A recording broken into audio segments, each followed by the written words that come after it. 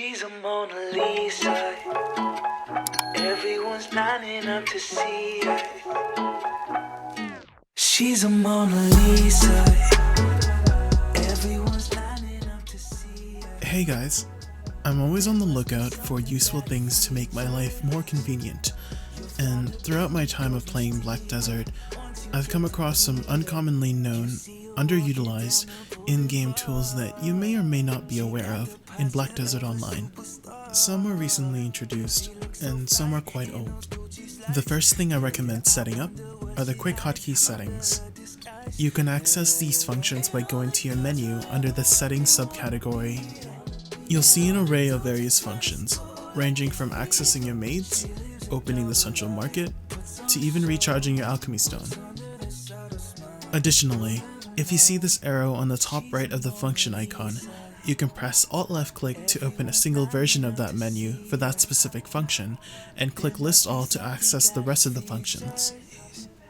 By clicking on Press to Set, you will then be prompted to assign a key input combination of Alt, plus another key input of your choice to set a keybind for the function. I think the majority of people just left click on the function icons on the top of their screen to access these features, but I personally like saving a few clicks here and there, and regularly use these functions for setting up my campsite and accessing maids on the fly. The next two things work in tandem with one another. What I'll mention first is the favorites function in the central market.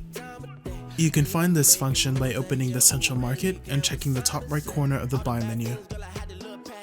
Additionally, you can assign a keybind for the buy menu from the previously mentioned tool.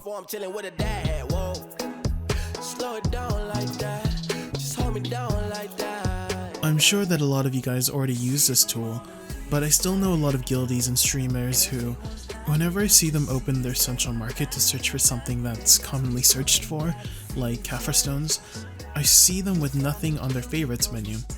It is such a useful tool to quickly search for an item that you want to regularly check up on. Other examples of commonly searched for items are life skill ingredients and the pearl outfit on sale for the week.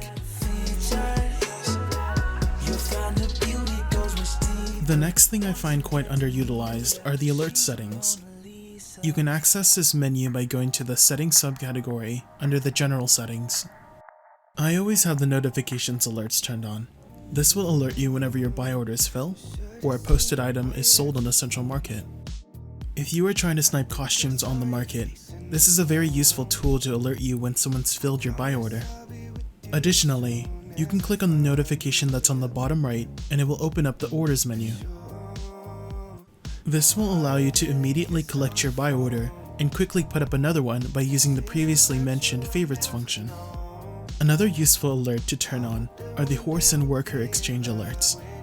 This will notify you at the top of your screen if someone's posted a tier 8 or a dream horse, as well as any artisan workers for a specific town. The registration period for horses and workers to appear on the market is about 10 minutes. You can attempt to snipe it using a parked alt at the stable keeper or work supervisor. Also, when I'm feeling a little down, I sometimes turn on the enhancement fail alerts and it'll display all the failed enhancements at the top of your screen. This is just for scientific reasons. Another tool that I think Black Desert players should be utilizing more are the in-game crafting notes. By default, you can access this tool by using the F2 key, or by going to the information subcategory in your menu. This tool pretty much acts as a basic in-game encyclopedia for crafted items, and I personally mainly use it to quickly look up recipes for cooking and alchemy products on the fly. Additionally, you can shift left click on most crafted items in your inventory and it will automatically direct you to the item in the crafting notes. Side note, the recipes in the crafting notes do not tell you alternative ingredients for a product. A good example is the recipe for beer, which calls for 5 wheat in the crafting notes, but you can use any 5 grains for beer such as corn, potatoes, barley, etc. I also regularly stare at the recipe for the mythical sensor, just in case I forget the items I need to fail my next tier 10 attempt. Another useful thing to utilize are the in-game chat settings. You can have up to 5 chat windows that are detachable by clicking on the window icon and can be moved around using the Edit UI function.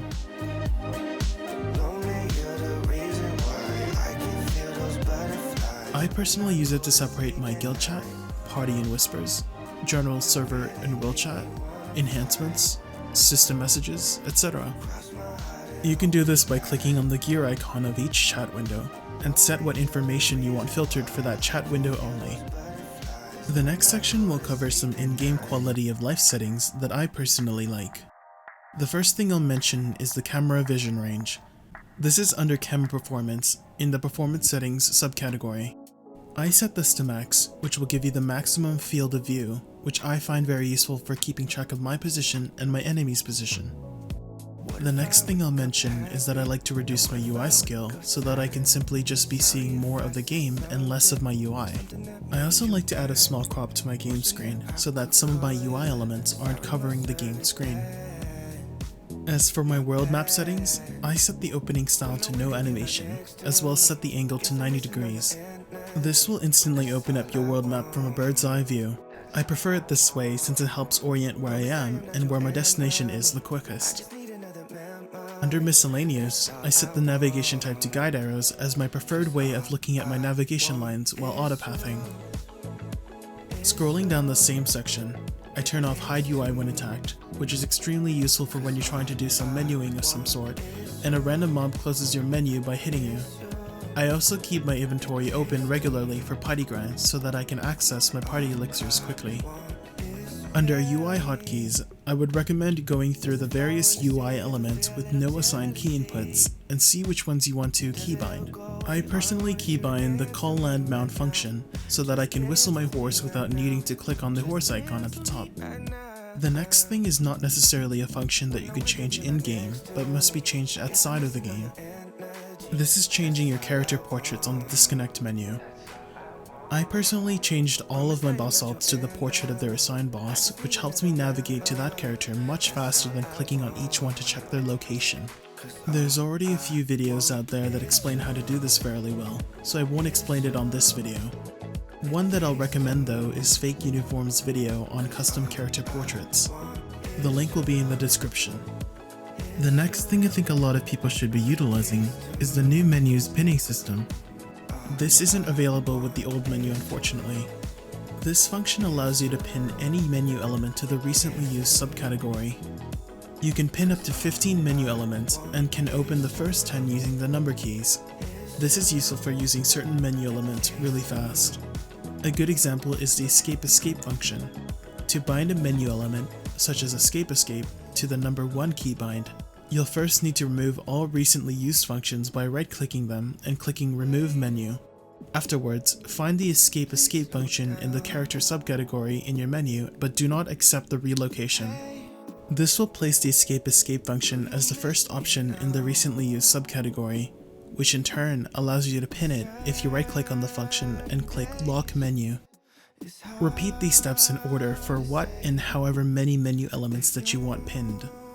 As for quickly using the menu element, simply press Escape, which opens the menu, plus the number key, which selects the menu element, plus spacebar if the menu element requires a confirmation. I've used the escape function many times for when my horse falls off a cliff, or when my cheeks are about to get clapped. The next tool that many players don't even know exists is the sticker UI function. Check the top right of the menu element for this icon, such as the inventory menu. Clicking on it will force that menu element to stay on top of any window in-game and out. It will also allow you to drag the menu to another monitor and still retain in-game functionality such as using consumables. Other menu elements I regularly use the sticker UI function with is the Barter menu, as well as the crafting notes menu. Another tool that players don't know exists is the settings archive function. This allows you to upload your current in-game and UI settings to your personal account. I spend a good amount of time tailoring my UI and settings to how I like it. If you've archived your settings, you can easily just re-download it to restore your settings to how it was when you saved it.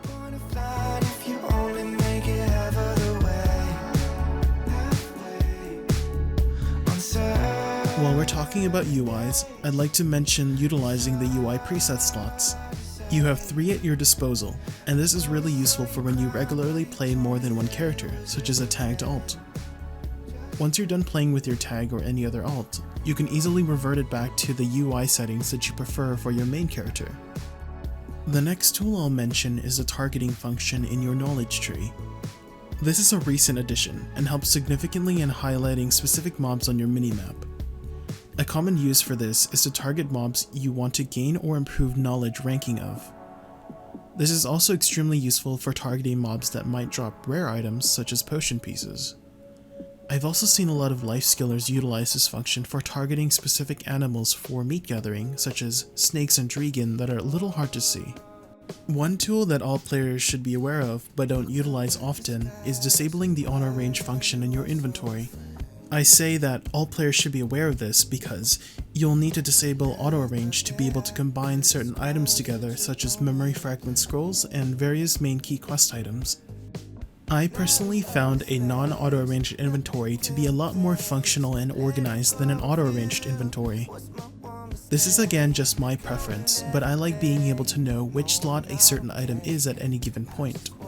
This is especially useful for whenever I do any party grinding such as Olin Valley, and already have my elixirs and other consumables ready to be used in a specific spot on my inventory.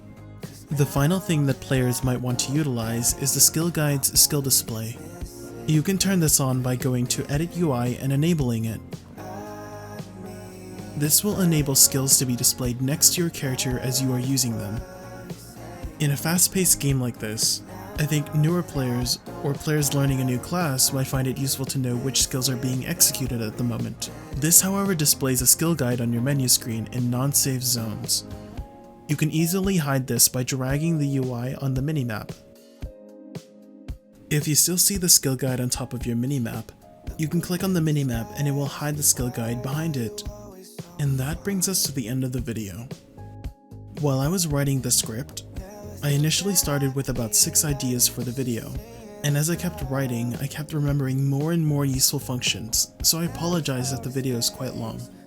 There's probably more obscure and useful tools that Black Desert has, so if you do know of something that wasn't mentioned, let me know in the comments. I'd like to thank my patrons once again over at Patreon. Frequent videos like this is only possible because of you guys. People like Chris, MineCroco, Squish, and especially people like Arakaari, Irosuri, BeanXD, Uekiya, and Daniel Fencl. You guys really motivate me to keep moving forward.